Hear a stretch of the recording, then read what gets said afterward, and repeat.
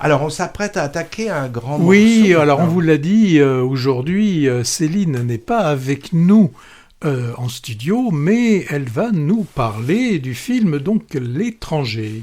Hello les crapauds! Comme je ne peux pas être présente parmi vous pour ce nouvel enregistrement de Movies, je ne souhaitais quand même pas être totalement étrangère et donc me voici pour vous parler de ce film donc qui est sorti le 29 octobre dernier, ce drame de 2 heures réalisé par François Ozon que nous n'allons plus présenter. En termes de présentation, faut-il encore également présenter ce court récit d'Albert Camus paru en 1942, L'étranger, qui nous propose, entre autres thèmes philosophiques de réflexion, notre condition d'homme avec un grand H, l'absurdité de cette condition. Pour faire bref, je vous résume quand même l'histoire. Nous sommes à Alger en 1938 sous une chaleur écrasante et sous domination française. Le jeune Meursault, donc qui est blanc, vit à Alger et reçoit un matin un télégramme lui annonçant le décès de sa mère qui vit en asile depuis quelques années en Algérie. Et là, nous allons donc le suivre depuis les funérailles jusqu'au jour de son procès, 1 an après, procès lié à l'homicide qu'il a commis sur une plage en tirant à bout portant sur un Maghrébin. Moi, j'avais envie de voir vraiment ce film parce que pour moi, c'est une gageure de l'adapter. Pourquoi ? Parce que ce livre, il est tissé sur un flux de pensées du narrateur cryptique et dépassionné. Comment adapter ça au cinéma ? C'est très complexe. Il y a déjà eu une adaptation en 1967 par Luchino Visconti avec Marcello Mastroianni dans le rôle titre donc de Meursault, qui n'est pas resté dans les mémoires du cinéma, je pense. On verra ce qu'il en sera du film d'Ozon. Alors, ce film... il a forcément des ressemblances et des différences avec le livre. Alors si je peux en lister quelques-unes qui m'ont marqué. D'abord, bien évidemment, il est fidèle globalement. Et ça, on peut dire que c'est bien. Mais pour moi, il est fidèle dans le sens c'est un bon élève. Les temps forts du récit sont respectés. La sobriété est voulue et également respectée via le noir et blanc, qui est d'ailleurs magnifique tout au long du film. Il faut vraiment le signaler. Il y a également une épure de la mise en scène. Mais à part ça, il y a des différences qui, moi, m'ont un petit peu dérangée. Tout d'abord, il y a cette notion de sensualité, d'érotisation des personnages, et principalement du personnage principal, Meursault. Il a une esthétique de mannequin, ce Benjamin Voisin, qui joue d'ailleurs très très bien, et qui joue très très bien l'indifférence, entre autres. Mais alors, les gros plans, vraiment, qui le mettent en valeur, enfin bon, c'est vraiment un mannequin. Et moi, dans mon imaginaire, quand j'avais lu le livre, je ne le voyais pas du tout Meursault comme cela. J'imaginais un homme banal, de taille moyenne, ni beau ni laid, un peu négligé, sans grande préoccupation de son apparence. Or ici, qu'est-ce qu'on trouve ? Un homme très bien vêtu, alors avec sobriété, mais élégance, pantalon à pince en flanelle, peigné, rasier de près, et on peut se le demander, il y avait peut-être des salles de sport à l'époque, parce qu'on dirait qu'il est adepte du culturisme, il a vraiment la plaque de chocolat, on le voit bien au moment des bains à Alger. C'est un beau gosse que redoublent les plans zoom de la caméra, qui sont quand même assez nombreux, parfois même un peu excessifs, ça m'a un petit peu dérangé, cette beauté plastique là, quasi parfaite. On a également la même chose, mais en moins marqué, c'est vraiment avec le héros, avec les autres personnages, Marie, Rebecca, interprétée par une Rebecca Marder formidable, et également Raymond, Pierre Cotin, qui sont eux beaucoup plus justes, même dans leur dans leur humanité et dans leur esthétisme. Vraiment, je les trouve beaucoup mieux. J'ai une mention spéciale quand même pour Denis Lavant, qui que je n'avais pas revu depuis Léos Carax et qui est formidable dans son second rôle. Alors après, au niveau du jeu en lui-même, l'empathie bien évidemment est étrangère également à Meursault dans le film, mais le héros d'Ozon, il apparaît limite comme un sociopathe, Moi, ça m'a vraiment dérangé. C'est bien plus visible que dans le livre, et encore, c'est bien plus complexe, surtout dans le livre. Il est loin d'être seulement ou même d'avoir une graine de sociopathe. Ici, Meursault, il est vu d'un point de vue extérieur, celui de la caméra, celui des autres personnages qui sont désarçonnés par ses réactions, alors que chez Camus, tout reste dans la tête de l'homme. Et là, vraiment, je trouve que le trait, il est un petit peu appuyé sur l'aspect sociopathe du personnage. Et puis, il y a une scène, à un moment donné, avec l'aumônier, interprété d'ailleurs, on ne s'attendait pas à trouver Swan Arlo dans ce rôle-là, avec l'aumônier, donc, il interprète, où là, tout d'un coup, il se met en colère, il devient d'une brutalité physique incroyable, il est pris d'une fièvre existentielle limite incompréhensible, lui qui a été totalement désincarné, à dire du bout des lèvres, je ne sais pas. Donc là, on comprend pas bien et ça sème un peu la confusion au lieu de marquer un peu plus la complexité du personnage, ça le rend confus. Voilà. Alors quand même, il y a des choses positives. Le colonialisme est bien plus mis en avant que dans le livre, avec les images d'archives qu'on retrouve au tout début. Il donne des noms, il attribue des noms aux personnages algériens. On n'a pas du tout ça dans le livre. Et le titre, qui est écrit en arabe, avant d'être écrit en français dans le générique. Et puis il conserve bien aussi les thèmes qui sont chers à Camus. Donc en conclusion, moi je dirais que c'est un bel objet esthétique. Il y a encore une fois un noir et blanc grandiose, mais pour moi il est beaucoup trop didactique. Il reste en surface aussi lisse que l'est quand même son personnage. Et là, moi j'ai vraiment réalisé que le texte même, son style blanc, son rythme, son vocabulaire sobre mais terriblement efficace me manquait cruellement. C'est une dimension là, le style, l'écriture que pour moi, j'en ai peur, ni l'incarnation par le jeu d'acteur, ni le son, ni l'image, ni les jeux de lumière, enfin rien ne peut remplacer. Aucune adaptation, même si Ozon il fait ce qu'il peut, malgré son application scénaristique et sa sensibilité esthétique certaine. Mais peut-être que mes compagnons en auront pensé autrement. Ben voilà, c'était Céline qui nous parlait du film L'étranger. Est-ce qu'on pense autrement ? Alors, on est un peu d'accord. On a des petites choses peut-être à rajouter par rapport à ce qu'a pu dire Céline. Tout le monde normalement a lu le roman d'Albert Camus. Moi, tout le monde sauf moi. Je ne devais pas être là lorsqu'il nous avait été présenté au collège. Non, au lycée. Au lycée, mais je l'avais pas lu. Bon, j'ai vu le film, un film en noir et blanc. Un choix esthétique qui permet facilement de nous plonger dans ces années 40, parce qu'on a l'impression de voir justement ces films des années 40. Si je parle déjà d'esthétisme, je continue à en parler, parce qu'on a là quelque chose de très léché au niveau de cette image noir et blanc. Même par moments, j'ai eu l'impression d'être devant une publicité pour un parfum de luxe pour hommes.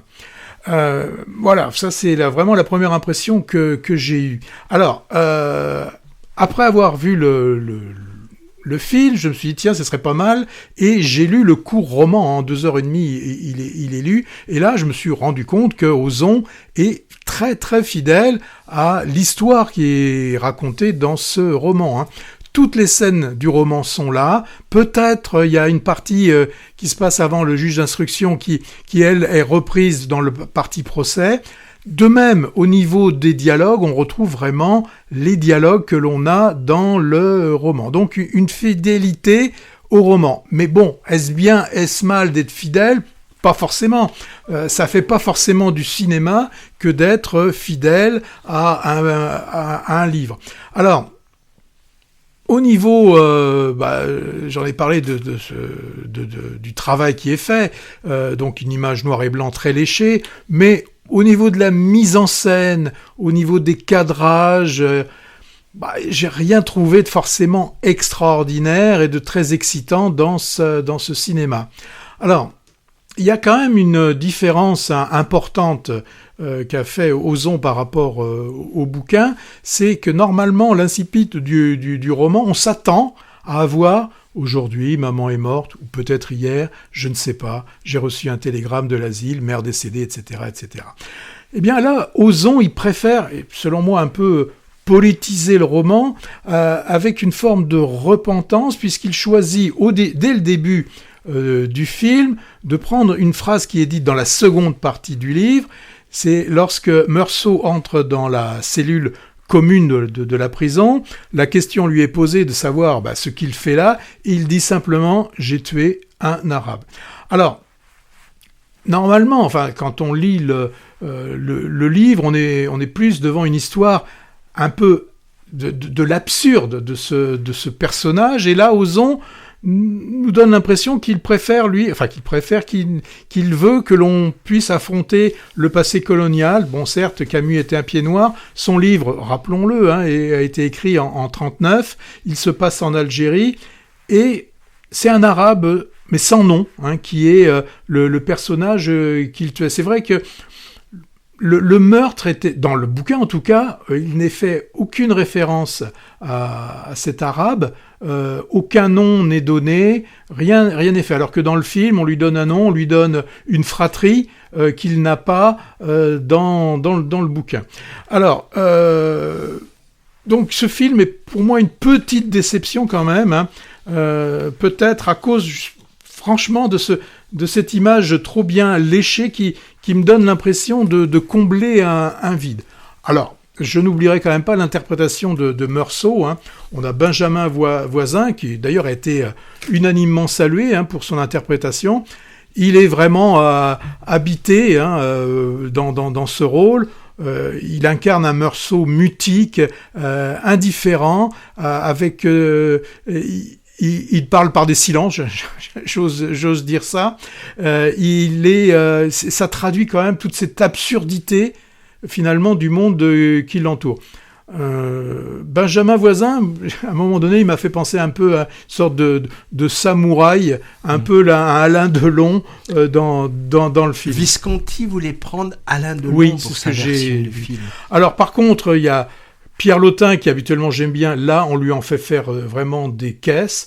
On retrouve Denis Lavant qui devient de plus en plus méconnaissable. Je pense qu'il n'y a besoin d'aucun travail de maquillage en ce qui le concerne.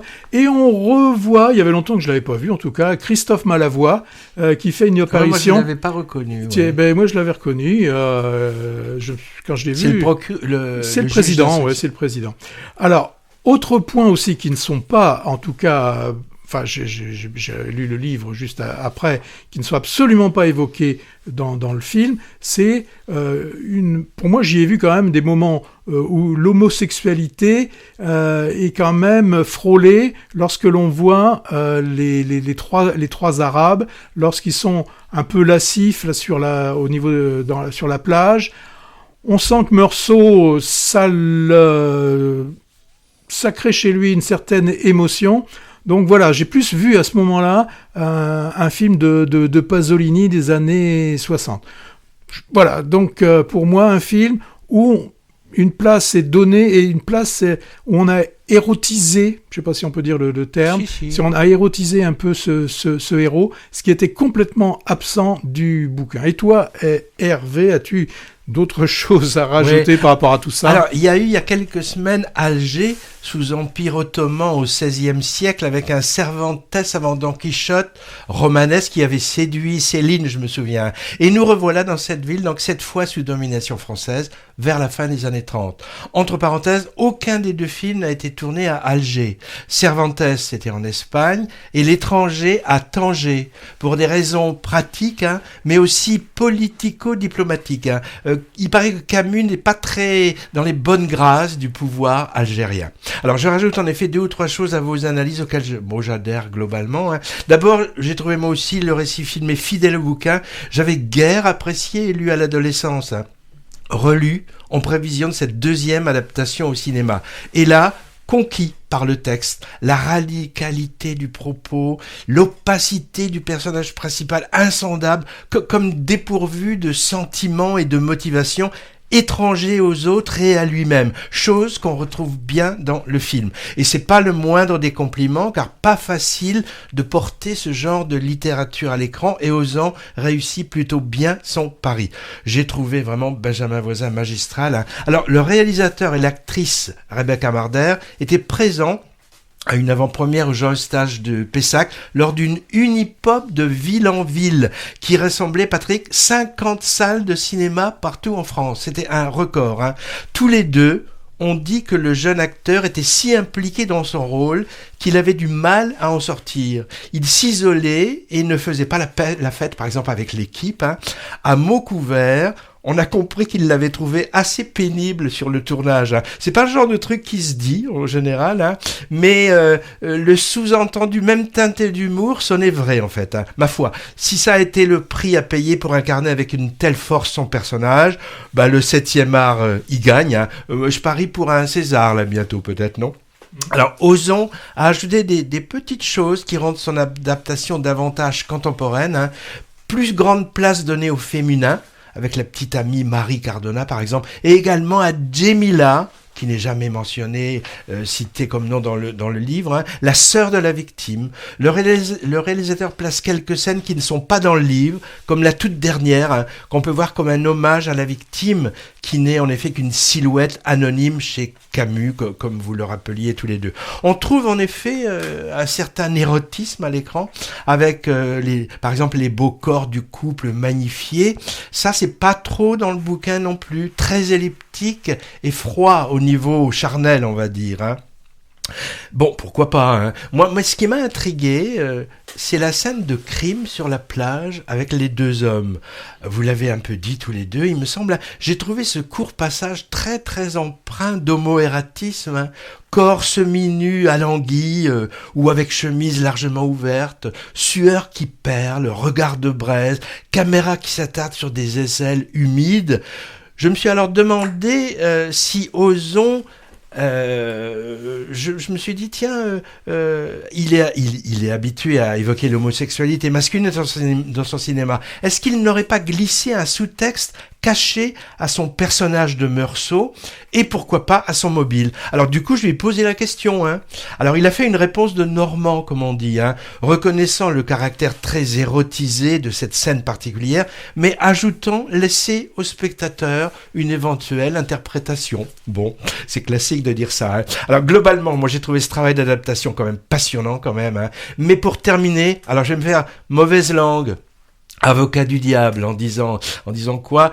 Que peut-être certains spectateurs ou spectatrices, n'ayant pas le livre en tête, pourraient ne voir avec ce film qu'un exercice de style chic sur un personnage de bel indifférent antipathique, filmé dans un superbe noir et blanc, avec deux acteurs top modèles qui prennent la pose. Alors ce serait injuste, parce qu'il faut avouer qu'Ozon a osé le quasi impossible, et il s'en sort pas si mal.